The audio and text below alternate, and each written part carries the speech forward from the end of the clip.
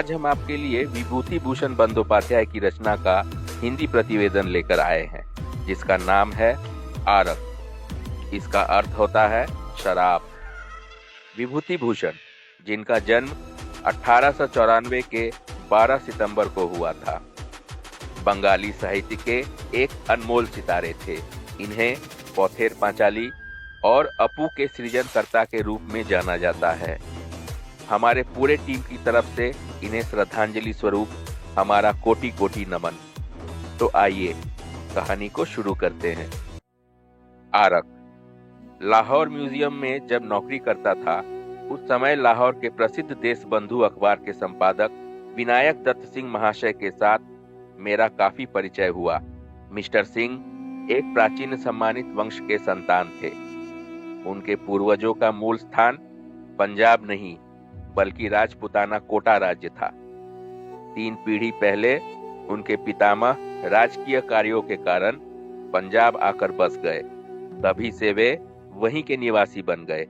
शाम के बाद में अक्सर मैं उनके बैठक खाने में जाकर बैठता और दीवारों पर टंगे पुराने समय के कवच, कुल्हाड़ी, झंडे, भाले और राजपूतों के युद्धास्त्रों के बारे में कई इतिहास और चर्चाएं सुनता।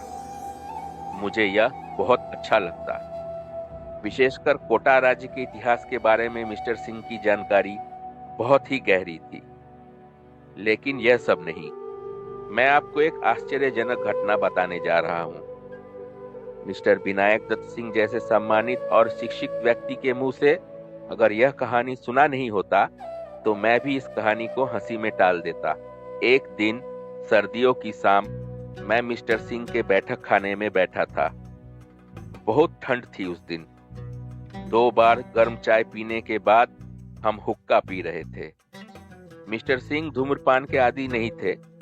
अचानक जाने क्यों क्या सोचकर मैंने उनसे पूछा, मिस्टर सिंह, क्या आप अपदेवताओं पर विश्वास करते हैं? मिस्टर सिंह ने थोड़ा सोचकर कहा, करता हूं। फिर मैंने पूछा, क्या आपने भूत देखा है? मिस्टर सिंह गंभीर स्वर में बोले, नहीं।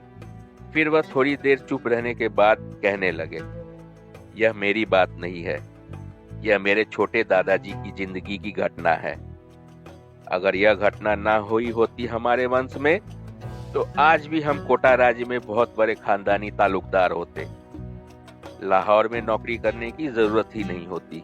वह बहुत ही आश्चर्यजनक घटना थी। कैसी? सुनिए। मेरे छोटे दादाजी मेरे पितामह के सगे भाई नहीं थे, वे चचेरे भाई थे। वे बहुत बड़े शौकीन और सुंदर पुरुष थे। मैंने विनायक दत्त सिंह के लंबे, गौरवपूर्ण और मजबूत शरीर की ओर देखकर उस बात पर शक नहीं किया। फिर वे बताने लगे, जब मैंने उन्हें देखा था तब मेरी उम्र बहुत कम थी, लेकिन वे उस समय पूरी तरह पागल हो चुके थे। अब वे पागल क्यों हुए, इसी इतिहास के मूल में यह कहानी है। उनके पागल होने की वजह से पूरी राज दरबार की कानूनी प्रक्रिया के तहत उनके हिस्से की सारी संपत्ति हमारे हाथ से चली गई। अब असली कहानी कहता हूँ। विनायक दत्त सिंह ने अपनी साफ उर्दू में पूरी कहानी सुनाई। बीच बीच में मैंने उनसे कई सवाल पूछे, लेकिन उन्हें छोड़कर सिर्फ कहानी को अपनी भाषा में प्रस्तुत कर रहा हूँ। हमारे गांव से कुछ दूर कोटा दरबार की एक सैनिक छावनी थी। मेरे दादा अक्सर उस सैनिक छावनी में जाया करते थे। वहां मस्ती करते, शराब पीते और अपने 2-1 दोस्तों के साथ समय बिताते। उन्हीं दोस्तों की संगति की वजह से उनका वहां जाना लगा रहता।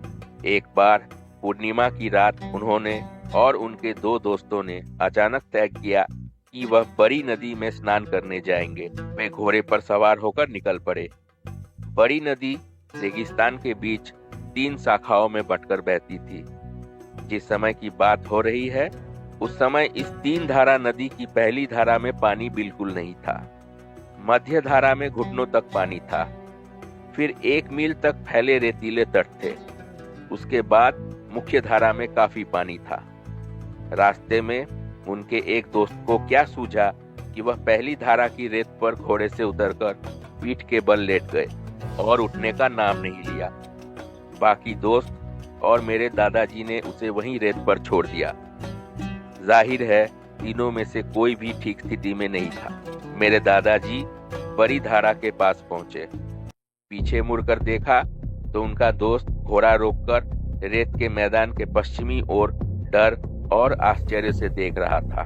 दादाजी ने पूछा, कहाँ देख रहे हो? दोस्त ने कुछ नहीं कहा, बस उधर उंगली से दिखाया और चुप रहने का इशारा किया।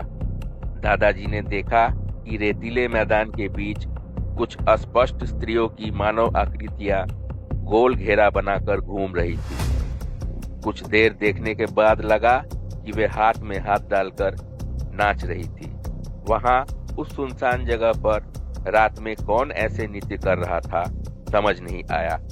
वे दोनों वहां आश्चर्य से देखते रहे, लेकिन पास जाने की हिम्मत नहीं हुई।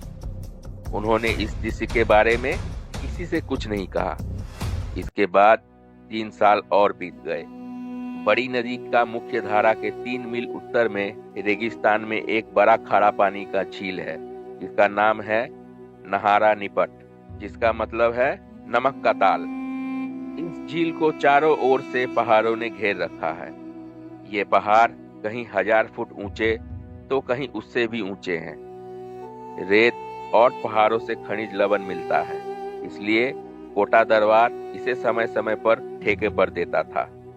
मेरे दादाजी ने उस घटना के लगभग 3 साल बाद एक दिन उस झील में बतखों का शिकार करने का निश्चय किया। रात में बतखों के झुंड झील के पानी में आते हैं, यह उन्होंने सुना था। एक घास और पत्तों की छोटी सी झोपड़ी बनाकर वे उसमें छिपकर बैठे। दिन में क्योंकि इंसान को देखकर बतखें पानी में नहीं उतरती, सब कुछ तय हो गया। लेकिन एक बुजुर्गों ने मना किया कि रात में नहारा झील के पास जाना भी खतरनाक है। क्यों? इस बारे में उन्होंने स्पष्ट कुछ नहीं कहा, बस इतना कहा, जगह अच्छी नहीं है। एक बुजुर्ग भील, जिसका नाम भाईजी था, हमारे इलाके का एक प्रजा था। उसने बताया कि उसके जवानी के दिनों में वह कोटा दरबार के निमक महल के ठेकेदारों के यहाँ काम करता था। उस ठेकेदार के नमक के गोदाम नहारा झील के किनारे से लगभग 1 मील दूर पहाड़ों के पास थे। उस समय मैंने देखा था कि रात में अचानक झील के ऊपर का आसमान दिन की तरह रोशनी से भर गया। झील के पानी से अजीब अजीब आवाजें आ रही थी। रात में कोई झील के किनारे नहीं जाता था। स्थानीय लोगों के मन में लंबे समय से इस जगह को लेकर डर बैठा था। एक बार एक गडरिया झील के किनारे रात बिताकर सुबह पागल हालत में नमक के गोदाम के पास घूमता पाया गया था। मेरे दादाजी ऐसी कहानियां सुनने वालों में से नहीं थे। वे समझते थे कि यह सब मनगढ़ंत बातें हैं। वह शिकार, मस्ती और साहसी स्वभाव के व्यक्ति थे। वे इन बातों को नजरअंदाज करके वहां जाने का निश्चय कर चुके थे। बुजुर्ग भील ने उन्हें चेतावनी दी, अगर बतखों का झुंड पानी में उतरता है तो समझिए उस रात कोई खतरा नहीं।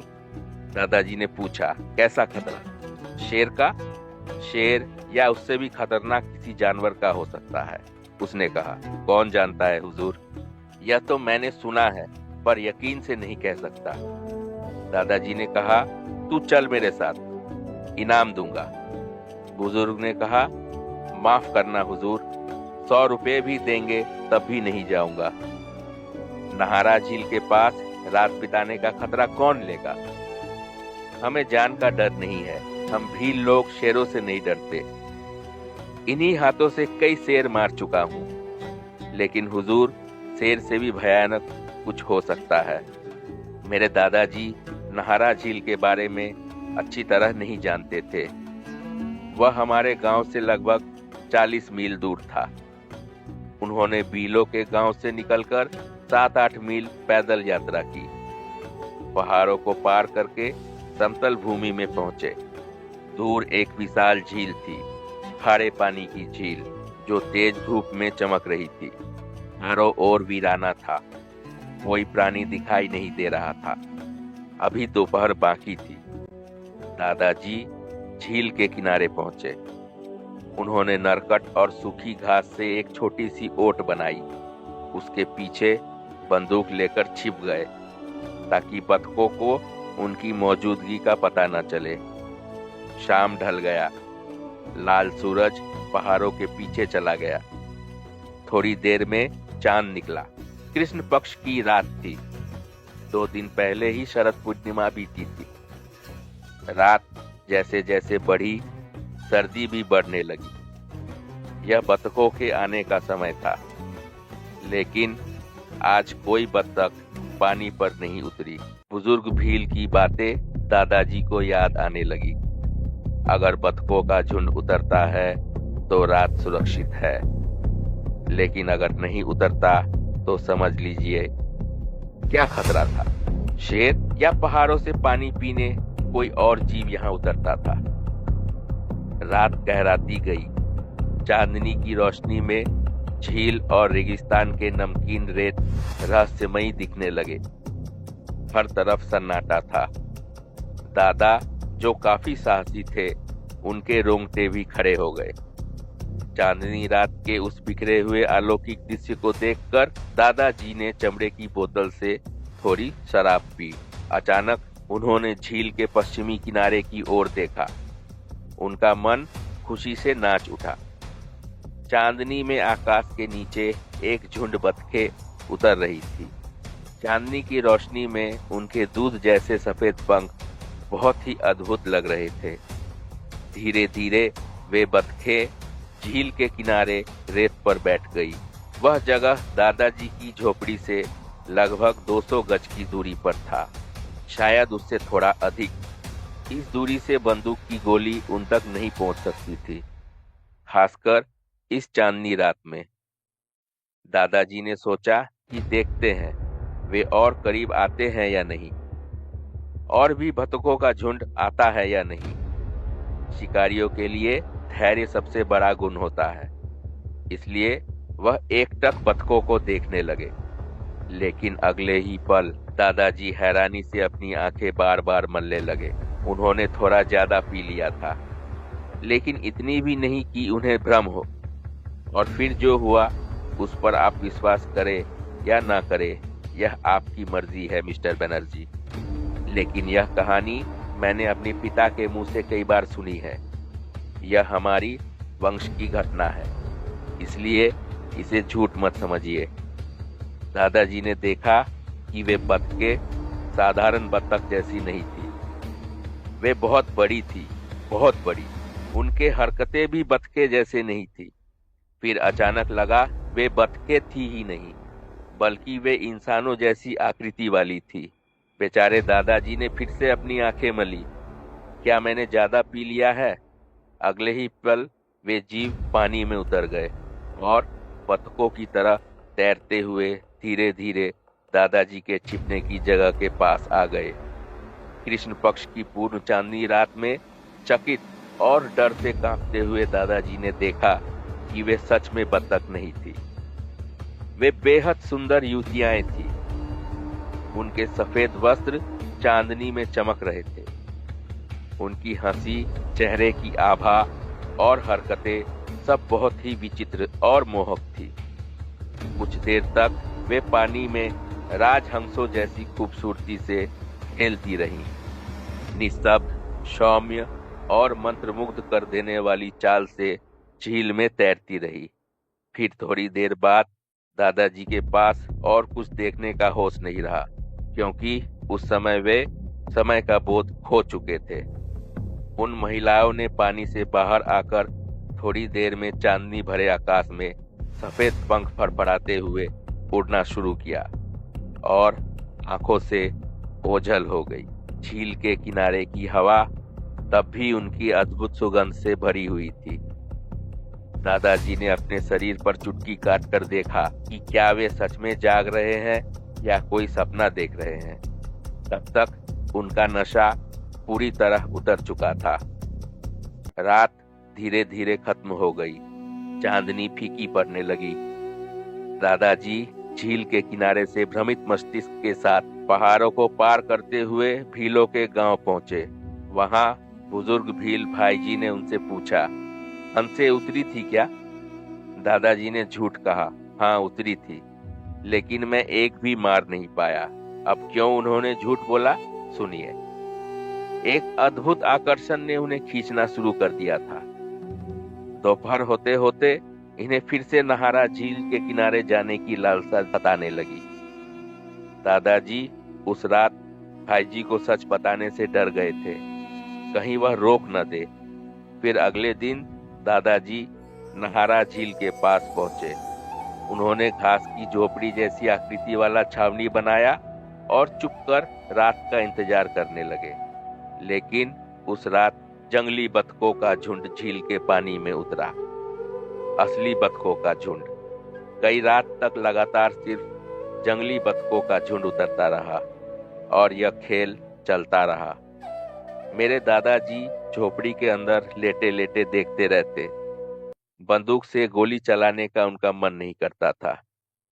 फिर एक दिन आखिरी रात की चांदनी में जंगली बतखों की जगह एक अजीब से जीवों का झुंड उतरा।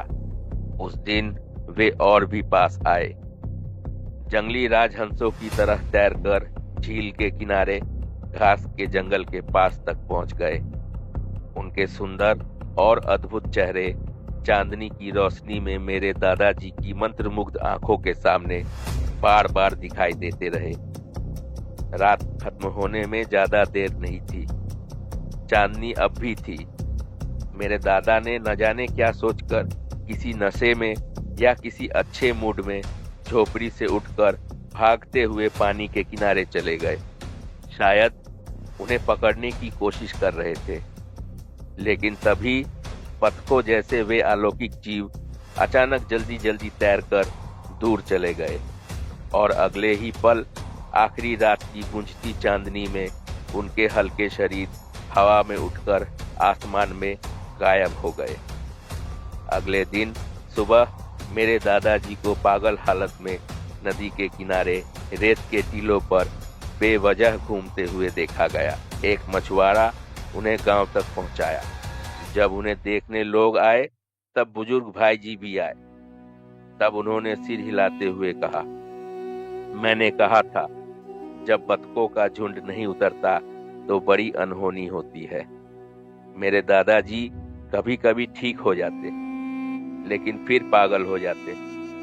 जब वे ठीक होते तो यह घटना एक बार नहीं बल्कि कई बार सुनाते। लेकिन उनके मौत से करीब 10 साल पहले से उनकी हालत कभी ठीक नहीं हुई। वे पक्के पागल हो गए और उनकी मौत इसी हालत में हुई। विनायक दत्त सिंह ने कहानी खत्म की। मैंने कहा, यह बहुत ही अजीब घटना है, लेकिन 20वीं सदी में इसे मानना मुश्किल है। उन्होंने कहा, मैं भी जानता हूँ, हमारे देश में भी सब लोग इस पर यकीन नहीं करते। मैं आज से 50 साल पहले की घटना बता रहा हूँ। कोई कहता है मेरे दादाजी ने जरूरत से ज्यादा शराब पी थी, इसलिए वह सब उनकी आंखों का धोखा था। उन्होंने जंगली बतखों को परिया समझ लिया। कोई और कहता कि परिया देखने के बाद लोग पागल हो जाते हैं। बुजुर्ग भाई जी भी यही कहते थे, जब बतखों का झुंड नहीं उतरता तो बड़ी अनहोनी होती है। समाप्त। तो दोस्तों, कहानी अगर पसंद आई हो तो प्लीज स्टोरी को लाइक करें और चैनल को सब्सक्राइब करें। धन्यवाद।